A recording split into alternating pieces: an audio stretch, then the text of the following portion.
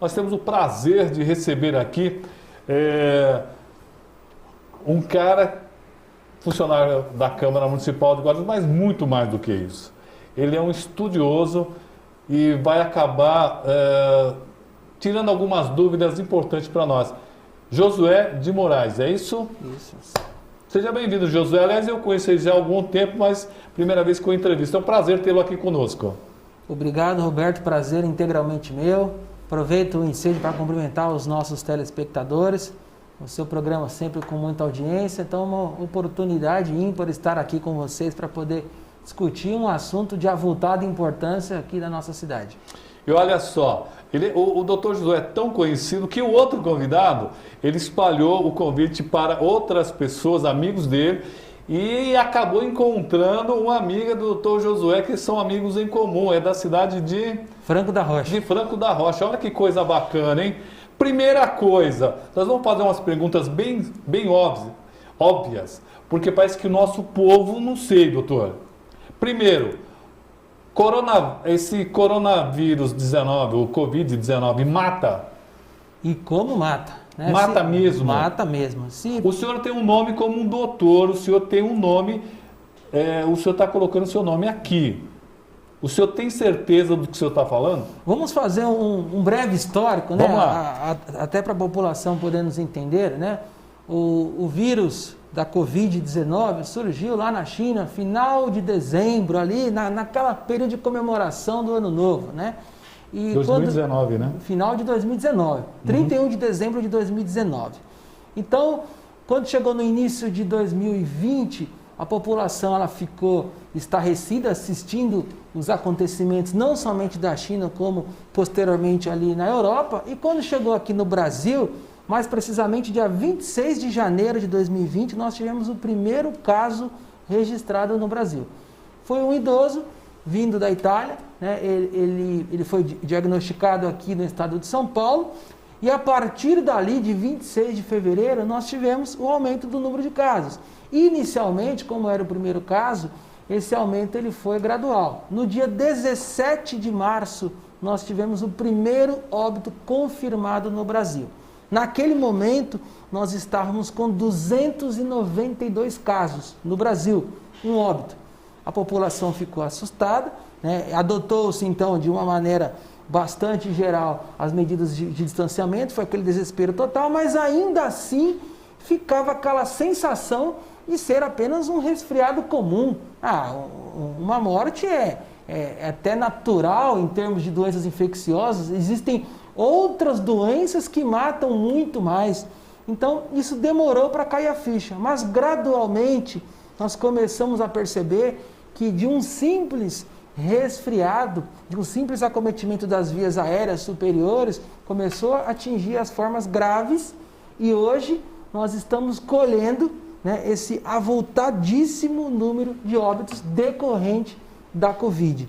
Então, a primeira questão, respondendo a sua pergunta, a Covid mata e mata muito. Hoje a Covid supera a causa de morte de muitas outras doenças, incluindo aquelas doenças cardiovasculares que costumam ocupar o ranking da mortalidade.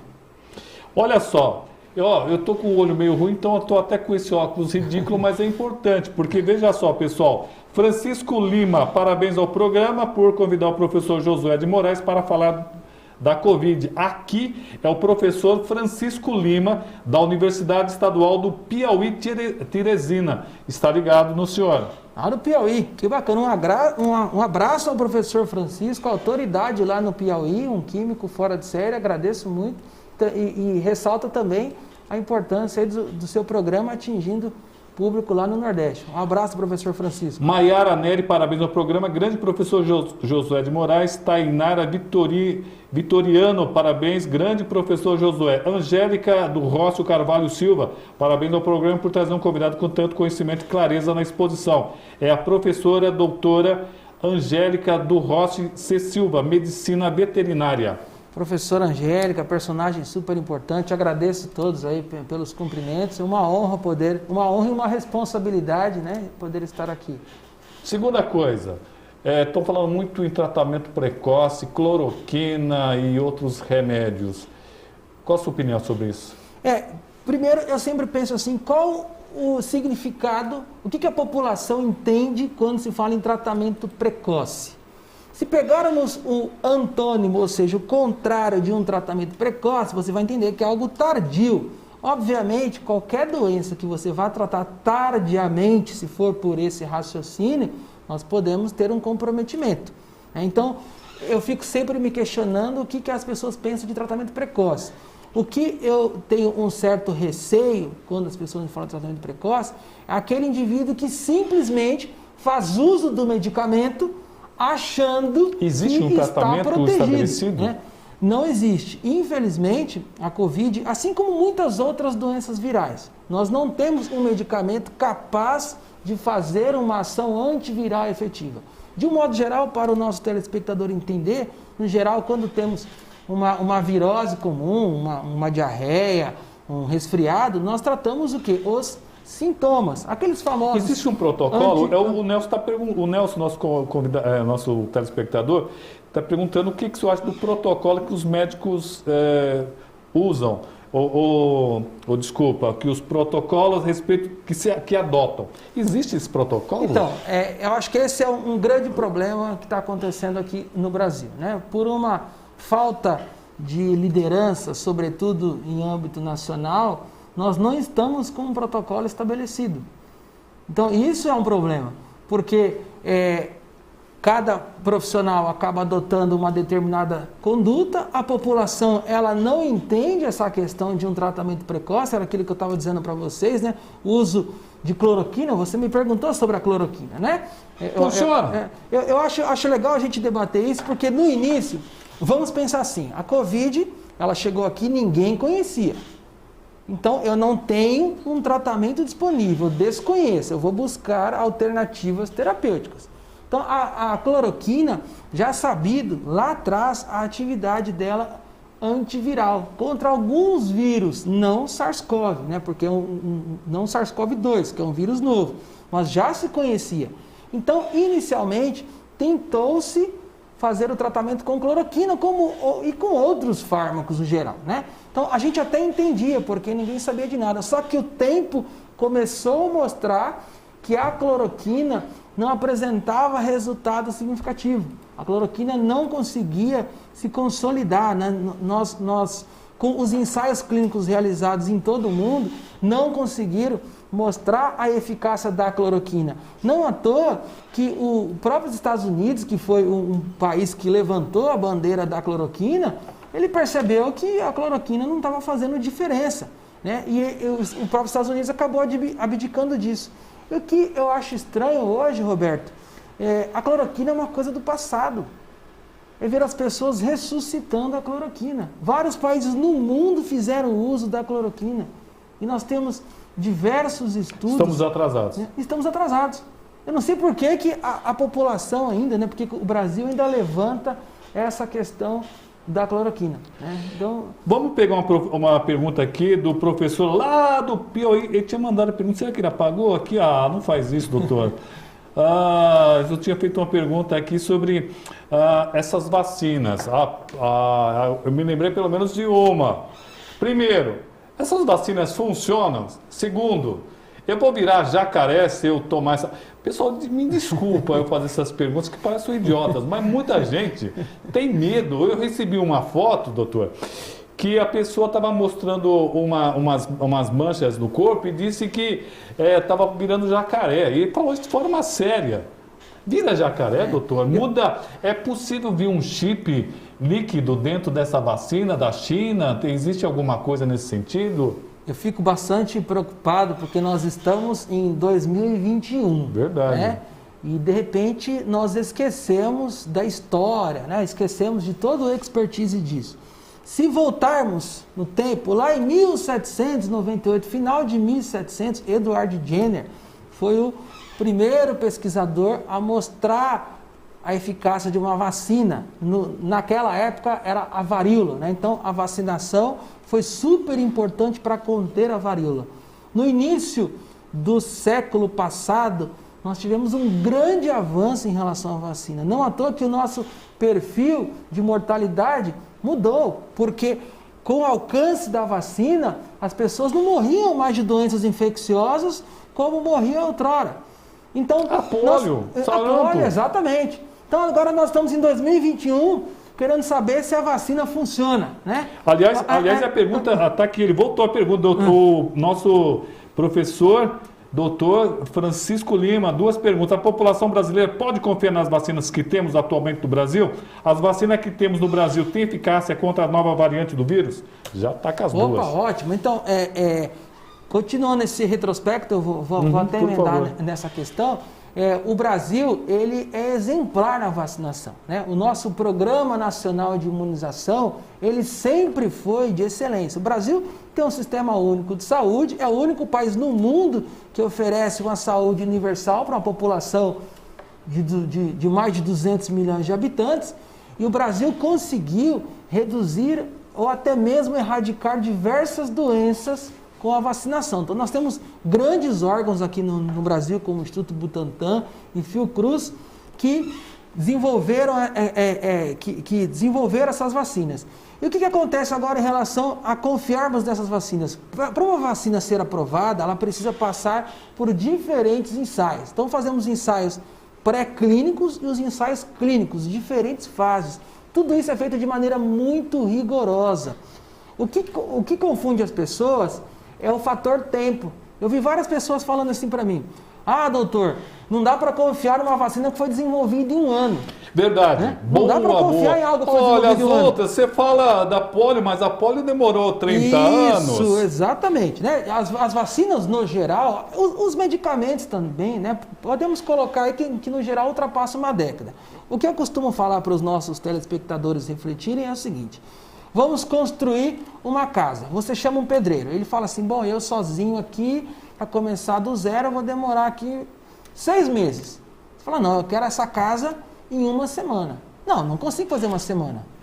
Consegue, desde que você chame uma equipe maior, que você modifique o material. Então, com muito mais recursos, o que você demoraria 6 meses para construir, você consegue construir em 1 mês ou em 1 semana. E a tecnologia melhorou muito, exatamente. Então, o que falta, na verdade, é esforço pessoal e financeiro. Vontade. A vacina é uma grande prova disso. Nós conseguimos produzir a vacina durante 1 ano porque o mundo debruçou esforços, né, humano e financeiro para poder desenvolver. Isso não modificou em nada em relação à eficácia e segurança de uma vacina. Então essa vacina, ela é confiável sim, e devemos, na verdade, tomar a vacina, né? Isso é uma coisa super importante que precisa ficar muito claro para a população, que, afinal de contas, eu não consigo imaginar a nossa vida sendo modificada enquanto não ampliarmos a cobertura vacinal. Ô, Paloma, você mandou 2 fotos aí, né? Pessoal, eu queria destacar, eu não estou rasgando seda, não, é que no Brasil nós estamos com um povo assim que eu não sei se é má fé, eu não sei se é falta de inteligência, eu não sei realmente o que acontece. Mas uma pessoa maior de idade, minimamente inteligente, achar que a doença vai vir com um chip dentro, ou então que vai virar jacaré, no mínimo doido, né? É surreal, né? O Dr. Josué, ele é um dos profissionais mais reconhecidos, tá aí, ó. Ele é um dos mais reconhecidos no mundo. Não é qualquer coisa, não. Ele é um estudioso. Ele é reconhecido no mundo todo. Isso aí são alguns painéis da Universidade de Guarulhos, muito importante aqui, uma universidade muito importante aqui na cidade de Guarulhos, talvez a mais antiga universidade mesmo, talvez seja a mais antiga aqui na cidade, que está reconhecido, ele está entre os 3 mais reconhecidos no mundo. Gente, vamos parar de espalhar mentira. Então, tem alguma dúvida? Procura pessoas igual o Dr. Josué, que tem uma carreira, que tem um nome a zelar, que tem toda uma família, tem autoridade para falar, sabe? Não basta o cara ser um deputado, ser um prefeito, ser um presidente, não. Gente, ninguém fica 20 anos, 30 anos, 40 anos estudando para não saber nada, né? Bom, Deixa eu dar uma lida aqui. Quem mais aqui está nos acompanhando?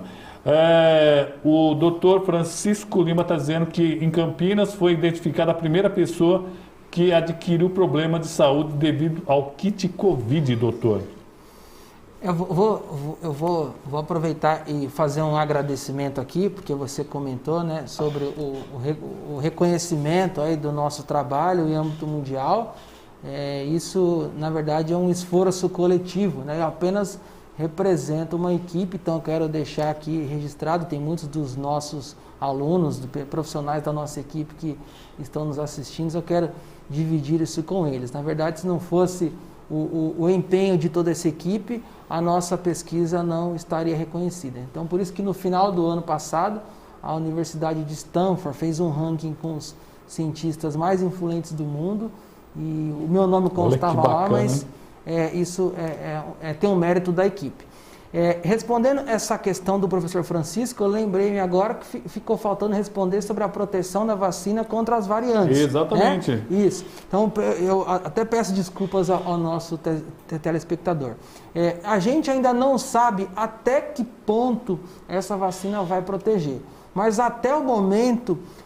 Porque essas variantes são normais, né? Às vezes as pessoas ficam muito assustadas com isso. Nossa, está surgindo nova cepa, nova linhagem. Isso é um processo natural. O vírus ele vai passando por modificações à medida que ele vai passando por diferentes hospedeiros, né? Então, nada disso é surpresa. No geral, a vacina ela tem ela é feita para contemplar diferentes modificações. Então, até o presente, a gente consegue afirmar, né, que essa vacina protege contra as variações. Obviamente não sabemos isso a longo prazo, né? Não sabemos o que vai acontecer daqui a alguns meses, mas no momento a nossa expectativa é de que a vacina sim contemple essas novas variantes. E sobre a pergunta que o nosso convidado fez sobre o kit, né? Exatamente. Uso do kit Covid. Isso é bastante preocupante, que eu estou vendo muitos municípios, aí em vários locais, aí eu vou até colocar o estado com letra maiúscula, me preocupa muito ver um estado distribuir um saquinho plástico lá, contendo um kit Covid, o indivíduo achando que ele vai fazer uso disso e vai ficar imune, e vai ficar protegido, o que não é verdade, isso não é uma vacina. Então isso gera uma falsa sensação de segurança. Perfeito. Inclusive várias pessoas me procuraram e falaram assim, doutor, já tomei aqui o meu medicamento, estou protegido, estou tranquilo. Eu falei, não. Então, isso é uma falha gravíssima. Não à toa que nós temos diversos exemplos, esse é um exemplo que ele deu, mas nós temos diversos exemplos de pessoas que fizeram o uso do kit, que se sentem seguros e acabam relaxando. Em Manaus, eu lembro que o médico intensivista comentou isso, ele falou assim, olha, antes de entubar os pacientes, muitos me falavam, doutor, eu fiz o uso do kit Covid, por que o senhor vai me entubar agora? Então, isso é bom a população tomar muito cuidado. O uso desse kit Covid não vai te proteger. Muito bem, deixa eu só ler, Daniel Rocchini, quem o senhor responsabilizaria pelo número alarmante de casos e mortes do Covid? A população é culpada por disseminar o vírus em festas clandestinas, bailes funks. Quem é o responsável, doutor? Essa é uma pergunta bastante difícil de responder, né? Quem é o responsável? Mas o Estado com letra maiúscula, né, não pode se omitir em relação a isso. Nós temos um governo federal responsável pelas políticas públicas em âmbito nacional, então ele tem uma responsabilidade, assim como os governos estaduais e também os prefeitos. Então essa responsabilidade, ela acaba sendo governamental, é um problema de saúde pública. Agora também as pessoas, e aí onde tem a falha do outro lado, que é a comunicação. Infelizmente o governo também se comunica muito mal.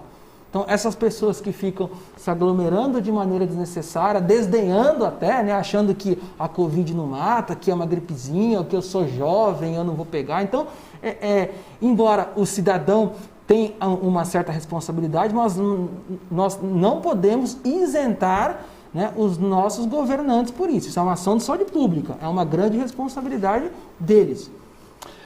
Olha, nosso tempo já está acabando, 5 minutos finais. Eu só quero fazer uma pergunta aqui, bacana, do Gabriel Lucas. Qual seria, essa vai ser a última, pessoal, eu trago aqui o doutor outras vezes, se ele puder vir.